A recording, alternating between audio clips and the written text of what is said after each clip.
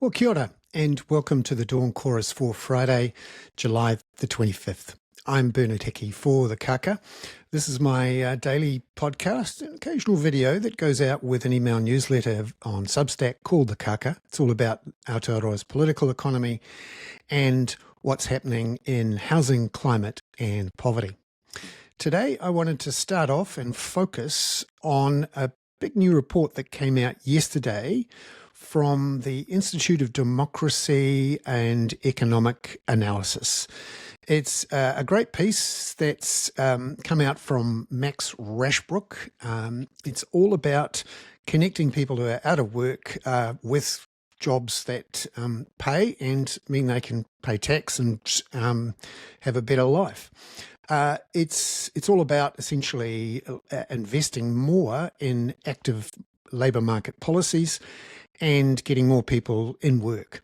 So Max Rashbrook there is the founding trustee of the I.D.E.A. Institute, and I'll put a link in the email to the full report, which is well worth a read. Just looking at the report and the basic guts of it, it's called The Pipeline of Potential. And it's the first big report from the Institute. It looks at how to connect businesses with untapped local talent. And it advocates a doubling of New Zealand's active labour market policy investment from just over 0.2% of GDP to just over 0.4% of GDP, which is where the OECD averages. Now, these are things like training people up for jobs, connecting people with employers, making sure that people have the right skills and are have the right resources to get into work. It essentially is what we call a trampoline to bounce back into work. And there's a real problem in New Zealand. About 400,000 people are currently on main benefits. That includes about 150,000 who are now jobless and 120,000 who have been on job seeker support for more than a year. So we're talking about 5.1% of the workforce overall who are underutilised, about 400,000 people. But at the moment, MSD, or Work and Income, has one case manager per 110 job seekers. So the report makes clear we're not sure who people are, what skills they've got, and how to connect them with the workforce. In the amount of people who are increasingly underutilised, so not in work, want more work, could do more work, has risen to around about 12.2% over the last 5 years from about 10%. So we've got an issue to deal with.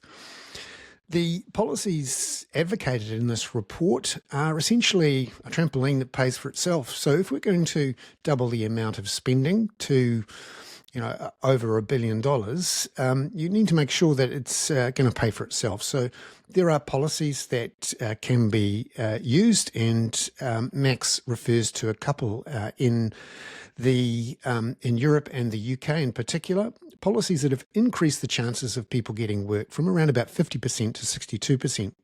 That also increases their earnings by about 17%. The I.D.E.A. are proposing a circuit breaker job guarantee. So that's work in the public sector or the private sector for everyone who is unemployed. And the creation of European-style launch pads for people who are looking for jobs, and employment and entrepreneurship launchpad. This has been done in Spain.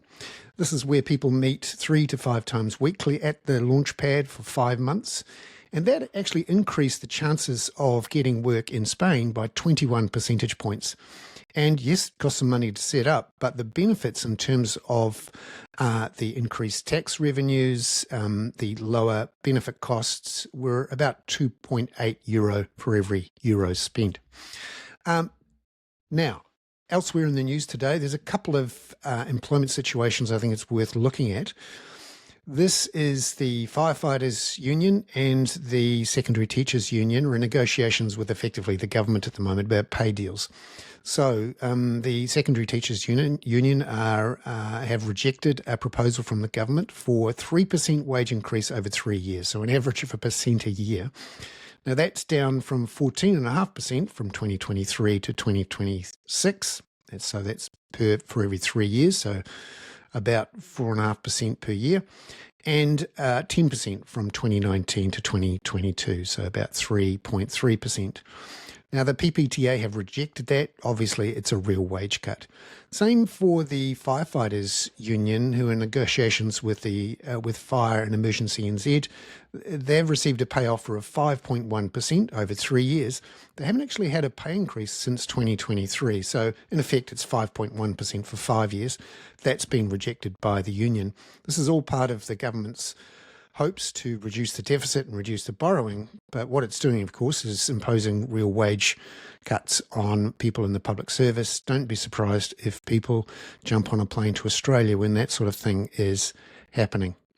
Now, a couple of little scoops that have popped up, bit of information that's worth repeating. And I've got links in the email newsletter to a scoop from Janae Tibshraeny again from yesterday, in which finally the Reserve Bank has released its email from Neil Quigley, the chair, to Treasury officials after a meeting in which I.D.E.A is alleged to have shouted at Treasury officials. Neil Quigley sent an email, which is quoted in the article, saying, "I'm sorry, Adrian lost his cool with you this afternoon." Janae's report from yesterday talked about a letter which Quigley then wrote to Adrian talking about particular incidents, which wasn't mentioned at all when the governor resigned unexpectedly, and Neil Quigley didn't mention it in a press conference, which is pictured there.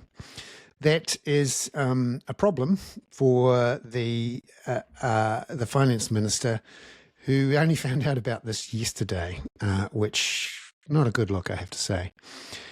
And also a bit of a scoop that's come out of Benedict Collins' One News from Sam Uffindell, the National MP in the Bay of Plenty. He told some party members in a meeting that was recorded that he wants National to adopt Ingrid Leary, the Labour MP's private members bill, to speed up payments by the retirement villages to relatives after the death of their loved one. Can take as much as 2 years, and Ingrid Leary's private members bill suggests paying relatives 4 units, at least 10% immediately, and then the whole lot within 2 months. Well, Sam Uffindell thinks this is a good idea, and he said he had a chat with Christopher Luxon about this with some other MPs over some pizzas and Coke a few weeks ago. This was embarrassing for the Prime Minister. You can see there, that's the picture of Sam Uffindell in Tauranga yesterday at the Contractors Federation event. Prime Minister Luxon's his story was gazumped by this scoop. Not a happy man. I'm Bernard Hickey. That was today's Dawn Chorus for July the 25th, a Friday. I've got now an interview that I did last night with Max Rashbrook, just to go into more detail about the I.D.E.A report. Thank you very much. I'm back, and we will see you again on Monday. Ka kite anō. If you happen to be watching this, it's because I've opened it up after requests from subscribers. Ka kite anō.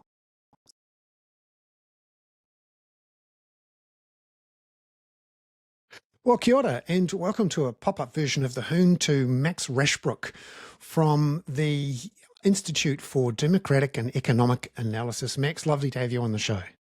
It's great to be here, Bernard. Thanks.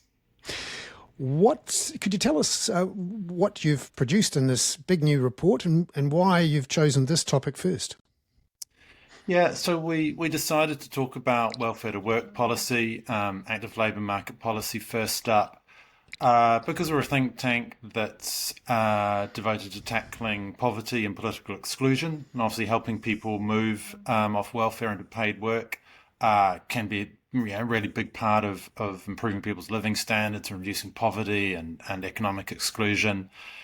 And it also felt like a really important subject to tackle. It's not, I've been struck by how little gets written about it, how little it's been studied. It's a hugely important area of policy for individuals, for the economy, and it's just not one that we give the attention that it deserves. Yeah, you've done a great job of framing the issue. We have 400,000 people who are not in work. Either they're on a job seeker support benefit or one of the other main benefits. And done some great research, and you have a great chart here showing how much New Zealand spends in helping to get people who aren't working into work. And for me, it was a bit surprising to see we're barely at 0.2% of GDP on these active labour force programs. And that's well below the OECD average of over 0.4%. What sort of things could we do to lift ourselves, basically double the amount that we spend on this? Yeah, it's really striking because there's so many programs there's so many things you can do in this space, and other countries do a much better job than we do, of providing wraparound mental and health support, providing, wage subsidies, of investing in vocational education and all these things. And yeah, they invest twice as much as we do on average at that really crucial moment in a person's life where they're looking to make that step from welfare and into paid work. I mean, in terms of what we're talking about, there's some big ideas in the report. I mean, our view is that if you've got young people who've been unemployed for a year or more, we should be just finding them a job placement, to break that cycle of unemployment and low prospects. And we talk about how you could do that. And there's a few other ideas. But one of the most fundamental things that I discovered during the research, actually an MSD official sort of off the record said to me, which was that before we start designing lots of new programs that could help job seekers, we have to confront a much more fundamental issue, which is that work and income by and large doesn't know what people need, because they're not taking the time to get to know people, and they're under huge pressure to just push people into the first job that comes their way, which doesn't work for them. It doesn't work for businesses who get all these totally unsuitable applicants, and it's just incredibly wasteful. But that's how the system is set up at the moment. So one of the ideas is a circuit breaker job guarantee. How would that work, and where has it worked elsewhere? Yeah, so that's the idea that if you've got young people who've been unemployed for quite a long period of time, you want to guarantee that there's something positive in their life related to work, and so you basically say, look, we'll find you a work placement, and it might be for 6 months or 12 months or whatever. And that could be, we'll place you with a private employer, but it could be that the public sector creates the job, or it basically funds councils or NGOs to find work placements for people. And, and so what's happening then is that young person, they've got something positive in their life, they're going to work, they've got something on their CV, they're building work habits and skills. And those sorts of schemes are used in the UK and in Europe, and they have really big impacts. Like the British version of this, the young people who went through it were 27% more likely to be in permanent private sector employment a few years after doing the program than their peers who had not been through that kind of program. And it's the power of just when things are really desperate, the state stepping in and saying, look, we've got your back. We'll make sure that we're going to break that cycle of negative outcomes. And what about this idea here of of putting together a launching pad for employment and entrepreneurship that it's been used in the States? You've got an idea here of building a launch pad for people to create solidarity within and between people who are unemployed. Yeah, and that's another thing that came from reading some really inspiring overseas examples. And the thing that really strikes out is that it can be an incredibly lonely experience being a job seeker, particularly being long-term unemployed. And we heard that from the conversations that we had directly with people in that situation. And what the launching pads do is they bring together about 20 job seekers of really different ages and experiences and ethnicities. And under the supervision of a highly trained job coach, they come together and they start to build a bit of solidarity and share their experiences and share life lessons. And, and I think in that supportive environment is incredibly powerful. And then those launching pads, as they're called, those groups, they start to work out with each other, what are the things we need to work on? Where are our skills deficits? And they start to address that, and they build plans for getting into employment, and they start to activate those plans. And these are not hugely expensive things. I mean, the cost of running one of these launching pads is about 40,000 euros. So rough in the ballpark of $100,000 if you allow for a bit of inflation.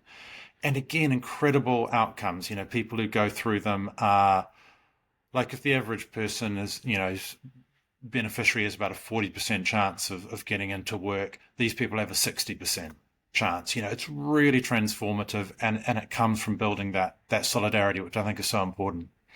And in Europe, similar types of things have certainly improved the chances of getting jobs. And these sorts of things, the jobs guarantee and the launch pad, how do they sort of pay for themselves, if you like, in terms of reducing churn rates, reducing issues with health, mental health, and then reducing the scarring that you often get with unemployment? Yeah, there's so many sort of positive impacts they have, and and of course you don't have to do this for all job seekers. There's a whole tranche of people who will just move in out of the labour market and they'll find jobs for themselves, and that's great.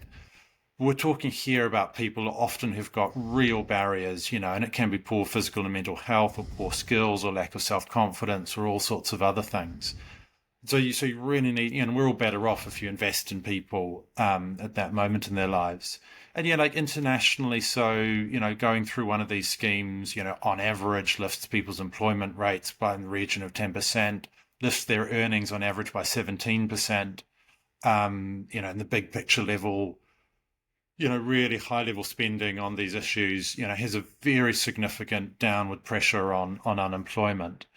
And so you're getting people into work, so you're reducing the benefit bill, you're increasing the tax that people pay, and then you've got all the flow-on positive effects. We know that it's good for people's mental health and their physical health to be in employment.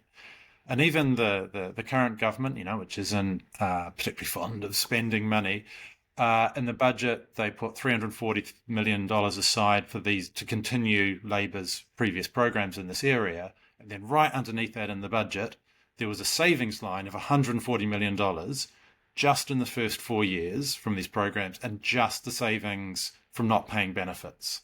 So they weren't even calculating the extra tax paid or the flow on mental and physical health effects. So if you add those into the calculation, and that's some of the work that we want to do in the next phase of this research, you start to see that these are absolutely programs that pay for themselves over, not too great a period. Max Rashbrook from the Institute for sorry, hang on a sec. Max Rashbrook from the Institute for Democratic and Economic Analysis with their first report, The Pipeline of Potential, How New Zealand Can Better Connect Businesses with Untapped Local Talent. We'll put links into the show notes for those reports. Max, thank you very much for being in a pop-up version of the Hoon on the Kaka. Thanks for the interest, Bernard.